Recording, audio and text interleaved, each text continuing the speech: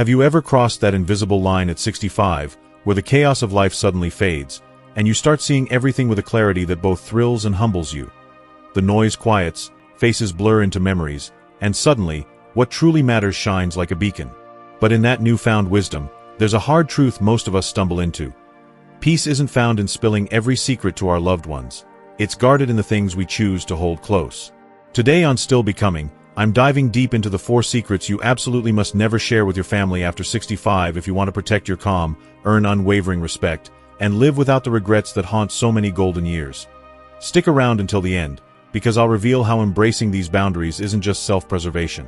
It's the key to unlocking a tranquility that no amount of drama or disclosure can steal, turning your later life into a masterpiece of serene strength. Before we begin, I would appreciate it if you like this video. You can help me continue to spread the old age lesson. If you haven't subscribed yet, I recommend you subscribe and turn on the bell so you don't miss any videos. If you like this video, please comment number 1. If you don't like it, comment number 0 to let me know, so I can make a better video for you. Now let's get started. The first secret you should never share is how much money you really have. The very first secret you should never share with anyone, no matter how intimately connected they may seem, be it your devoted spouse, loyal siblings, or cherished grown children, is the true, unvarnished extent of your financial resources. The precise sum of money you've meticulously tucked away in savings accounts, diversified investments, retirement funds, or tangible assets like property and heirlooms. This isn't mere advice. It's a hard-won lesson that countless individuals in their later years come to regret not heeding sooner, one that deserves to be inscribed not just in your mind, but deeply in your spirit, like an indelible family crest passed down through generations of quiet wisdom. Envision the journey that brought you here. For 40, 50, or even 60 years, you've navigated the relentless ebb and flow of life, raising a family on a single income, weathering economic downturns that forced belt-tightening measures, and foregoing extravagant outings or trendy gadgets to prioritize the future. Each paycheck deposited, each interest accrual, each prudent choice to reinvest rather than splurge has layered into a substantial nest egg, a fortress of security designed to cradle your golden years in comfort and independence. At last, that sense of stability settles over you like a warm, familiar blanket, earned through persistence and foresight. Then, in a fleeting moment of unguarded vulnerability, perhaps during a heartfelt holiday dinner or a casual afternoon chat over tea, you let the words slip. You reveal those carefully guarded figures, painting a vivid picture of your net worth with the innocence of someone seeking a deeper connection. Your intentions are pure as fresh snow. You envision this disclosure as a bridge to practicality, empowering your loved ones with knowledge to collaborate on the roadmap ahead. It could mean discussing elder care options with informed nuance, adjusting retirement strategies to account for rising healthcare costs, or simply aligning on how to navigate the uncertainties of aging together. I've conversed with dozens of seniors who share this outlook. They describe it as an act of empowerment, a way to weave their financial reality into the family fabric, transforming potential disarray into a symphony of shared responsibility and foresight. To them, openness isn't recklessness. It's the glue that binds generations, ensuring no one is caught off guard by the practicalities of later life. But oh, the poignant, unforeseen irony. This well-meant transparency frequently recoils like a serpent in the garden, striking at the very autonomy you've toiled to preserve. What commences as a gentle exchange of information can escalate with alarming speed into layers of subtle coercion or overt meddling that chip away at your sovereignty, leaving you adrift in a sea of second opinions. Overnight, relatives who previously celebrated your self-reliance, cheering your solo travels or admiring your thrifty home improvements, pivot to armchair auditors of your ledger. The most mundane indulgences, once yours to savor in peace, now invite scrutiny and debate. Consider the delight of selecting a plush new armchair, its cushions promising hours of respite after a long day. Suddenly, it's dissected. "Mom, that seems extravagant. Couldn't we redirect those funds towards something essential, like updating the roof?" They inquire, their tone wrapped in the velvet glove of concern, yet underpinned by an undercurrent of possession. Or picture earmarking a heartfelt donation to the local animal shelter, a nod to the loyal dog that brightened your youth. It's met with, "Dad, hold off on that generosity for now.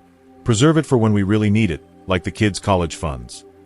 These interjections, cloaked in familial affection, sow insidious seeds of uncertainty and indebtedness, sprouting into a garden of hesitation where your confidence once bloomed. Ere long, the subtle art of self-determination unravels. You find yourself pausing mid-purchase, mentally tallying not just affordability but familial fallout.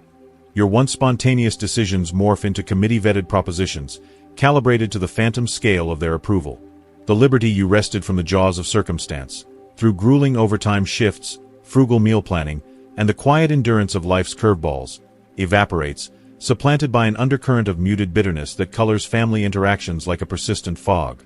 You catch yourself in mirrors, wondering if the spark of independence has dimmed, replaced by the shadow of obligation. It's tempting in these moments to cling to optimism. My family is different, you murmur inwardly. They'll honor my choices without the taint of judgment. After all, blood ties run deeper than any rift. And why not? The Proverbs assure us of unbreakable kinships, forged in the crucible of shared history. Yet, herein lies the cruel alchemy of wealth. Money exerts a magnetic, transformative force, capable of transmuting the gold of harmony into the lead of discord, even among the most steadfast alliances. Idle banter over coffee evolves into veiled bargaining sessions, where once effortless gratitude curdles into a sense of due entitlement. From my vantage of observing countless such sagas, I've borne witness to idyllic clans, those who picnicked under summer stars and weathered storms shoulder to shoulder, splintering along fault lines of equity, what's rightfully mine, versus what do I truly deserve. The aftermath is a truncated twilight, where your sunset years unfold not in the radiance of self-possession, but in the dim half-light of perpetual validation-seeking, a far cry from the repose your labors merited. Thus, my counsel stands resolute as granite. Safeguard your financial privacy with the ferocity of a sentinel at the gates, mirroring the fierce protection you once extended to your household's hearth and heart. Each cent in your coffers isn't an abstract digit on a screen. It's the crystallized essence of your odyssey, the calloused hands from dawn to dusk labors, the foregone family jaunts to squirrel away for stability, the unspoken forbearances that sculpted a life of quiet abundance. No soul, however sincere their affections, possesses the divine prerogative to orchestrate its dispensation. Be it funding a whim-inspired jaunt to a sun-kissed shore that reignites your wanderlust, or channeling resources into a bequest that echoes your deepest convictions. Philanthropy, however, needn't be exiled from your repertoire. Extend aid when your spirit stirs, subsidizing a grandchild's first home milestone, alleviating a relative's unforeseen health ordeal, but anchor it in authentic volition, unmarred by the specters of remorse or duress. Forge boundaries at the outset, like invisible moats around a castle. Disclose the specifics of your benevolence, yet veil the broader vista of your prosperity in a mantle of judicious reserve. Through this stewardship, you seize the narrative's helm once more, steering your encore chapter toward a horizon of unadulterated serenity, where fulfillment reigns supreme, untethered from the tempests of discord. If you are still watching this video and finding these lessons useful, please comment number 1 below to let me know that you are still watching this video with me. Thank you for your valuable time. The second secret, and it's an emotional one, is your deepest family disappointments. Transitioning from the tangible realm of ledgers to the intangible labyrinth of the soul, the second secret merits your most tender vigilance. Those most profound family disappointments, the visceral, throbbing hurts that persist like echoes in the chambers of memory from eras long faded. This revelation pierces the emotional epicenter. For who among us, gazing back on the mosaic of kinship, cannot acknowledge the truth? Parenthood, and indeed any sacred covenant of the heart, is an intricate weave of exultant peaks and shadowed valleys, a rich brocade threaded with victories that swell the chest and sorrows that clench the gut. Inevitably, at some pivotal crossroads of existence, virtually every parent, grandparent, or elder kin harbors a subterranean sorrow. The acute pang of a progeny who, ensnared by the vortex of career demands or personal tempests, allowed years to slip by with scant communication, a phone call postponed indefinitely, a promised visit evaporated into ether, or the lacerating barbs exchanged in the heat of a long-ago quarrel, their venom lingering in the hush of midnight vigils, or the jarring detours your descendants embarked upon. Vocations that clashed with your envisioned legacy, unions that confounded your hopes, or existences carved in defiance of the blueprints you once sketched in tender reverie. These are no trifling grievances, dismissed with a shrug. They are seismic chasms that probe the bedrock of boundless affection, challenging its endurance against the erosion of time and unmet yearnings. In the twilight of wisdom, tempered by the forge of fatigue, it's profoundly human to yearn for vocalization, to believe that unfurling these banners of pain might span the abyss. Should they only comprehend the depth of that wound, the inner voice pleads, perhaps transformation awaits, an atonement, a mending, a dawn of mutual comprehension that stitches us anew. Elders frequently unburden this compulsion to me in hushed tones, resurrecting bygone vignettes during fireside dialogues with kin, chasing that shimmering phantom of rapport. They frame it as an alchemical purge, a conduit to affirm their sentiments and recalibrate the teetering scales of affinity, envisioning closure as a balm that soothes the frayed edges of connection. Yet, in a tragic inversion that defies our hopes, the converse prevails with disheartening regularity. Far from magnetizing your beloveds into an embrace of empathy, the ritualistic invocation of these laments constructs formidable barricades, brick by invisible brick. An overture for insight curdles into indictments that provoke shields of denial and waves of culpability in the accused. What might have mellowed with the patina of years instead calcifies beneath the relentless tide of recriminations. Recall how you abandoned me then, fostering not unity, but a chasm born of interpretive fatigue. The fragile lattice of late-life bonds, already gossamer thin, transmutes from haven to coliseum, where echoes of yesteryear drown out the melody of now. Should these scars burden your carriage, and they encumber multitudes in silent procession, behold a pathway of profound tenderness and potency, one that blooms in seclusion, allowing authentic restoration to germinate unscrutinized. Immerse in the hushed cadence of supplication, where spiritual communion cascades over the lacerations like a healing rivulet, dissolving rigidity into fluidity, or commit your musings to the sanctuary of a secluded ledger, inscribing volume upon volume of unfiltered reverie, transmuting anguish into articulate elegies that exalt your tenacity. Venture into contemplative rambles along leaf-strewn avenues of yore, where the rhythm of footsteps syncs with introspection's pulse, or summon the impartial haven of a seasoned confidant, a therapist whose sanctuary echoes without entanglement, offering mirrors to your multiplicity. The linchpin remains judicious curation. Not every visceral surge warrants the theater of disclosure. At times, valor manifests not in the clamor of reckoning, but in the poised election of equanimity, favoring the poise of reticence over the ephemeral thrill of vindication. Within this disciplined poise, your inherent nobility doesn't merely persist, it ascends, verdant and unassailable. You transcend the mire of acrimony akin to a venerable sentinel enduring tempests, proffering limbs of benevolence irrespective of reciprocation's absence, to those whose vision may forever elude your odyssey's profundity. Such forbearance constitutes an exalted rite of self-vindication, beckoning harmony on autonomous winds, liberated from the manacles of antiquated animosities, and cradling your essence in the unyielding embrace of wholeness. The third secret to keep is your plans for inheritance, at least until it's time.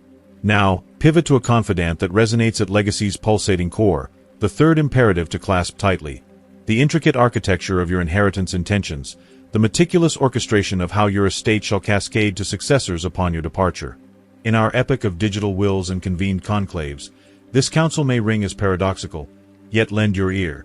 Scarce phenomena possess the alchemical potency to dismantle the edifice of kinship with such celerity as the untimely exposition of your testamentary schema.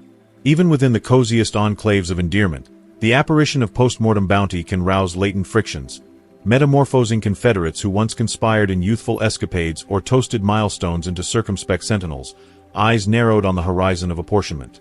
From my ringside perch to life's theater, I've chronicled the lamentable tableau, benevolent siblings, woven in the warp of mutual confidences and seasonal revelries, who, upon intimation of disparate allotments or bespoke endowments, commence vivisecting dialogues through prisms of parody, their once effusive laughter yielding to gravid pauses or inquisitorial barbs.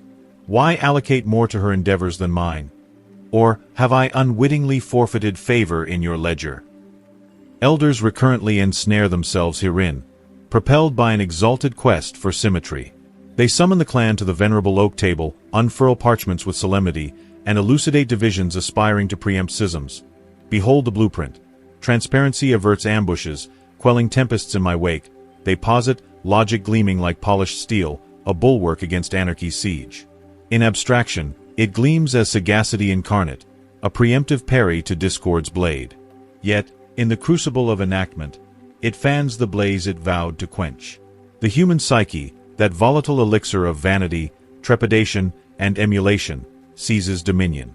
Heirs interrogate your ethos. Did partiality tilt the scales? Did exigency, valor, or veiled grievance dictate the decree?